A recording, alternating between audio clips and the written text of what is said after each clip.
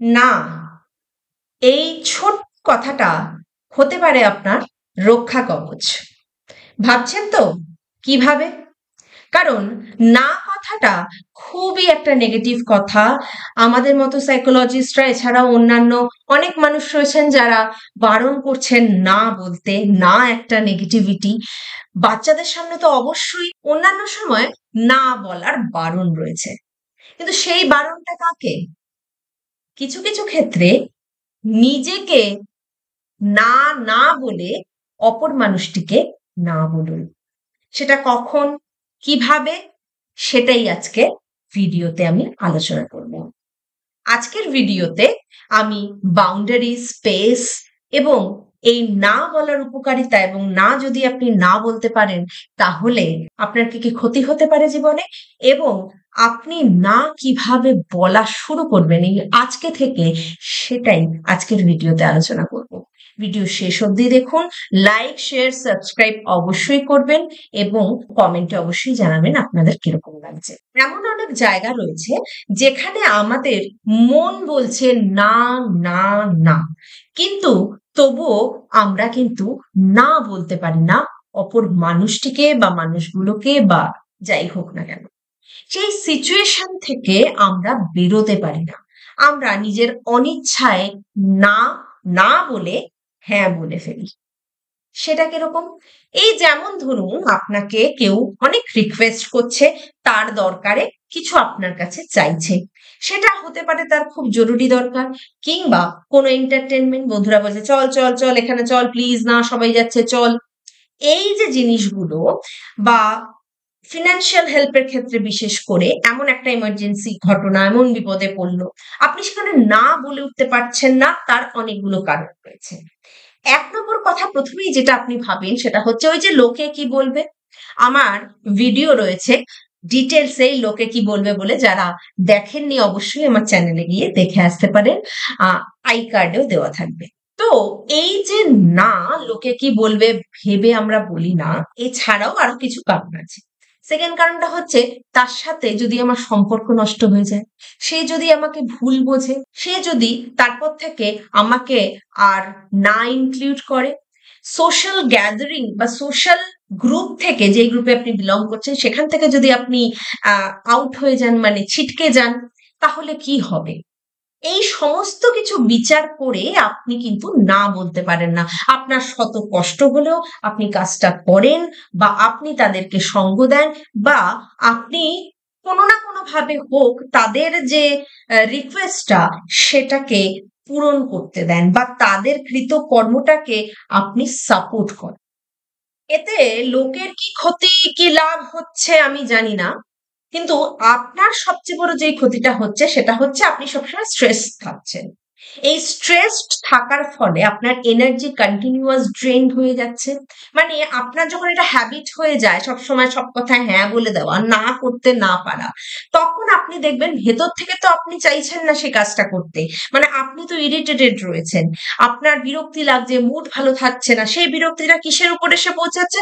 Again আমরা defence করি কিভাবে না, যেটা কম্পারেটিভলি কম ক্ষতি করবে বা ক্ষতি করতেই পারে না, বাচ্চা কিংবা কোনো বাড়ির পোষ্য বস্তু, তাদের উপরে আসছে, বা অন্য কোনোভাবে নিজের উপর সেলফ হার্ম জিনিসটা যেটা রয়েছে খুবই ভয়ঙ্কর। সেই সেলফ হার্ম সবসময় কিন্তু অন্তিম ফলাফলটা ভাববেন না।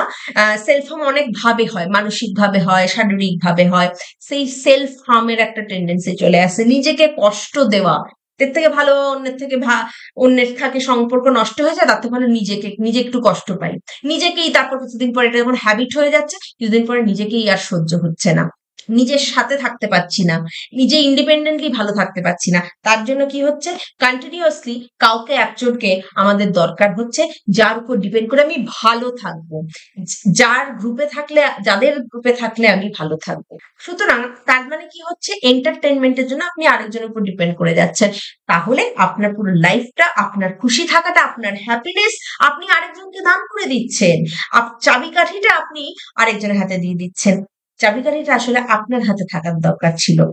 তো এই যে সারাক্ষণ একটা স্ট্রেস চলছে, এবং তারপরেও কনসিকুয়েন্টলি চেন ওয়াইজ আপনার সাথে আপনি পরাধীন হয়ে যাচ্ছে, আপনার সুখের পরাধীনতা আপনি নিজেই নিজেকে দাঁত করলেন। তো এই জিনিসটা কিন্তু হচ্ছে, এই ছাড়াও আমাদের অ্যাংজাইটি হচ্ছে, ডিপ্রেশন হচ্ছে, আমরা ভালো থাকতে পারছি না কিছুতেই, কারণ আমরা কোনো ক্ষেত্রে ঠিক না করতে পারছি না। কেউ কোনো রিকোয়েস্ট করলো আমরা তখন বলতে পারছি না যে না আমি জানি এটা তোমার ইচ্ছা করছে বা আপনার প্রয়োজন, কিন্তু তবুও না, মানে আমার এটা ঠিক আমি করতে কমফোর্টেবল নই, বা আমার এখন সামর্থ্য নেই, বা সিম্পলি করতে ইচ্ছে করছে না। এই ইচ্ছের দাম আমরা এখনো দিই না, কারণ ইচ্ছেটাকে আমরা এতটাই সেকেন্ডারি, এতটাই লাক্সারি ধরে নিয়েছি যে ইচ্ছে না করাটা আমাদের যেন কোনো কারণই নয়। এটা কিন্তু আসলে সত্যি নয়। ইচ্ছেরও দাম আছে। ইচ্ছেকে দাম দেওয়া মানে সেলফ রেসপেক্ট করা, সেলফ লাভ করা, নিজেকে সুখী রাখা। নিজে ভালো না থাকলে আমি কাউকে ভালো রাখতে পারবো না। নিজের কথা ভাবা, নিজের কমফর্টটাকে দেখা, নিজের স্বাচ্ছন্দ্যটাকে রেসপেক্ট করা, এটাকে আমাদের কালচারের সাধারণত স্বার্থপরতা হিসেবে দেখা হয়। আপনি যদি স্বার্থপরতা, আপনার ইমেজ যদি স্বার্থপর হয়ে যায় লোকের কাছে, সেটাও তো আরেকটা কারণ। কিন্তু স্বার্থপর হন প্রয়োজনে।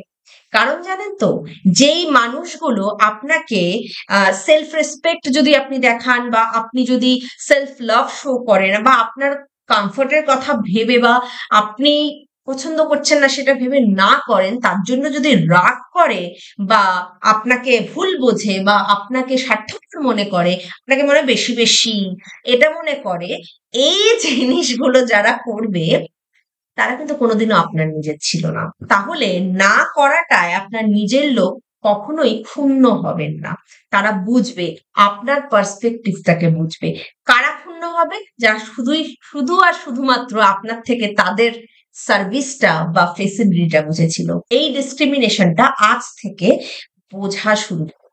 এখানে আরেকটা জিনিসও চলে আসছে, সেটা হলো হেলদি বাউন্ডারিজ। বাউন্ডারি মানে কি? আমরা জানি একটা পাঁচিল বা দেওয়াল, যেটা আমাদের বাড়ির বাইরে থাকে, পাঁচিল দেওয়াল একটা বাউন্ডারি, যাতে যে কেউ ঢুকে না পড়তে পারে, অবাধ বিচরণ না হতে পারে। তো সেই বাউন্ডারি ওয়ালের পরে আরেকটা ছোট কোনো গেট থাকে, দেন আপনার বাড়ির গেট, দেন দরজা, এরকম ভাবে এক একজনের কম বেশি নানান রকমের মাল্টিপল বাউন্ডারি থাকে একটা বাড়িতে। ভাবুন, একটা ইট কাঠ পাথরের বাড়ি যেটা আপনার রেসিডেন্স, তার যদি এতগুলো বাউন্ডারির দরকার হয়, এবং সেটা খুব যদি নর্মাল একটা জিনিস হয়ে থাকে, সেটা যদি একটা আবশ্যক জিনিস হয়ে থাকে, তাহলে আপনার মানসিক স্বাস্থ্যের জন্য, আপনার ভালো থাকার জন্য সাইকোলজিক্যাল বাউন্ডারিটার কেন প্রয়োজন নেই? এই সাইকোলজিক্যাল বাউন্ডারিটা নিয়ে কেউ কথা বলে না, সাইকোলজিক্যাল স্পেস নিয়ে কেউ কথা বলে না, কারণ এইগুলো নিয়ে চর্চা করলে ইন্ডিভিজুয়ালিটি সামনে চলে আসবে। আর এই ইন্ডিভিজুয়ালিটি তো আমাদের কালচারে নৈব ইন্ডিভিজুয়ালিটি মানেই সেলফিশনেস। আসলে কিন্তু সেটা নয়। ঠিক যেমন বাড়ির বাইরে বাউন্ডারি থাকে, আপনাকেও বাউন্ডারি সেট করতে হবে, এবং সেটা হেলদি বাউন্ডারি। কার কতটা এখতিয়ার আপনার ক্লোজ আসে, এই ধরুন মিডলে মাঝখানে আপনি বাইরে থেকে যদি পাঁচিল দেওয়া শুরু করেন, সোশ্যাল সাইকোলজির ভাষায় অনেকগুলো বাউন্ডারি রয়েছে, অনেকগুলো স্পেস রয়েছে, যে স্পেসে যেই দুটো স্পেসের মাঝখানে মাঝখানে আপনাকে বাউন্ডারি রাখতে হবে। আপনাকে ডিসাইড করতে হবে কে সেই বাউন্ডারিতে ভেতরে ঢুকবে, কে ঢুকবে না। এই যেমন ধরুন, সবচেয়ে বাইরের যদি স্পেস ধরি, তাহলে আমরা শুরু করব ফর্মাল বা প্রফেশনাল স্পেস দিয়ে, যেখানে আপনার প্রফেশনাল জায়গা পড়ে, যেখানে যে অর্গানাইজেশনে আপনি কাজ করেন, আপনার কলিগস, আপনার অফিসের সুপিরিয়র, সবাই। তো সেইটা হচ্ছে আপনার ফর্মাল বা প্রফেশনাল স্পেস। সেখানে আপনি formally hello, hi, okay, thank you, my pleasure, etcetera etcetera, formal স্পেসে আপনি ফর্মালি বিহেভ করেন। এরপর আসে হচ্ছে সোশ্যাল স্পেস, মানে সোশ্যাল আর ফর্মালের মধ্যে একটা বাউন্ডারি লাগবে। কাকে আপনি অ্যালাউ করবেন, তার মধ্যে থেকে সোশ্যাল স্পেসে আসে, মানে কার সাথে, অফিসের কার সাথে আপনি পিকনিক করতে যাবেন, বিয়ে বাড়িতে যাবেন, গেট টুগেদারে যাবেন, সেটা হয়ে গেল আপনার সোশ্যাল স্পেস। এছাড়াও সোশ্যাল স্পেসে এক্সটেন্ডেড ফ্যামিলিজ, আত্মীয় স্বজন, এটসেট্রা অনেকেই আসেন। সোশ্যাল স্পেসে আমরা অতটা ফর্মাল থাকি না, মানে ইনফর্মাল থাকি, আমরা হাহাহি করি, গল্প আড্ডা করি, গান গাই, একসঙ্গে হাসি ঠাট্টা করি, এটসেট্রা। এইসব জিনিসগুলো আমরা সোশ্যাল স্পেসে করি। তার মানে আমরা খুবই ভালো ফিল করি। একসঙ্গে আমরা আনন্দ করছি সবকিছু। তার মানে এইটা নয় তাকে আমরা ওই যাকে বলে পার্সোনাল স্পেস অ্যালাউ করব। পার্সোনাল স্পেসটা এবার কি? সেটা হচ্ছে আপনার ফ্যামিলি। আপনার ফ্যামিলি আর সোশ্যাল স্পেসের মধ্যে আরেকটা বাউন্ডারির দরকার আছে।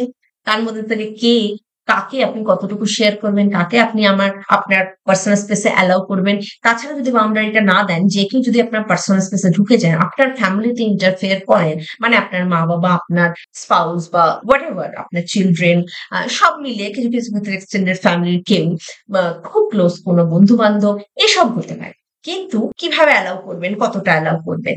তো সেই জন্য একটা বাউন্ডারি দরকার। সবাই তো ওই স্পেসে ঢুকতে পারবেন না। ঢুকে গেলেই আপনার লাইফ নষ্ট, রিলেশনশিপ নষ্ট, ছারখার হয়ে যাচ্ছে। দেখছেন তো? এই স্পেসের জ্ঞান, এই বাউন্ডারির জ্ঞান কিভাবে বিল্ড করতে হবে, সেই জেনারেল অ্যাওয়ারনেসটাই কিন্তু আমাদের অনেক শিক্ষিত মানুষের মধ্যে নেই। কারণ আমরা শিক্ষিত হই শুধুমাত্র ওই বুকিশ সিলেবাসে, ওই বইয়ের সিলেবাস পড়ে পরীক্ষা দিয়ে নম্বর পেয়ে শিক্ষিত হই। আমাদের কিন্তু আসল শিক্ষা বা চেতনা বা অ্যাওয়ারনেস, সেই জাগরণটা কিন্তু আমাদের হয় না। জাগরণ মানে কিন্তু সবসময় কিছু একটা করে ফেলতে হবে, একটা ডিসকভারি করে ফেলতে হবে, তা নয়। নিজের চেতনাকে জাগরণ করাটাই হচ্ছে আসল অ্যাওয়ারনেস। তো সব রকম অ্যাওয়ারনেস নিয়ে আমাদের থাকার দরকার। ওই জন্য আমার এই ভিডিও গুলো করা। সাইকোলজিক্যাল অ্যাওয়ারনেস তো প্রতিদিন প্রতিনিয়ত আমাদের দরকার হয়। এবার আমি বলবো প্রাইভেট স্পেসের কথা। প্রাইভেট স্পেসটা কি? হ্যাঁ, আপনি বলবেন এখন আমাদের কালচারে অনেকেই নাক সিটকাবে, আরে ফ্যামিলির পর আবার প্রাইভেট কি? ফ্যামিলি তো প্রাইভেট না। ফ্যামিলি প্রাইভেট নয়। ফ্যামিলির আর প্রাইভেট স্পেসে বাউন্ডারি দিন, যেখানে আপনার স্পাউস থাকবে। আপনার স্পাউস থাকবে, কখনো কখনো আপনার ছোট্ট একদম ছোট বাচ্চা, বাচ্চা যখন আবার বড় হবে সেই ফ্লেক্সিবিলিটিটাও রাখবেন, তাকে তখন আবার এক্সটেন্ড করে দেওয়ার। সেই এক্সটেনশনটাকে মাথায় রাখবেন। তার ফ্যামিলি হচ্ছে তার স্পেসে গিয়ে আপনি ঢুকে পড়বেন না। আপনি তখন পেরেন্টস। আপনি যেমন এক্সপেক্ট করছেন না আপনার পেরেন্টস আপনার প্রাইভেট স্পেসে দখলদারি করুক, মানে স্পাউস আপনাদের হাজবেন্ড ওয়াইফের মধ্যে চলে আসুক, তেমনি আপনি কিন্তু আপনার ছেলে বা মেয়ের স্পেসে যাবেন না।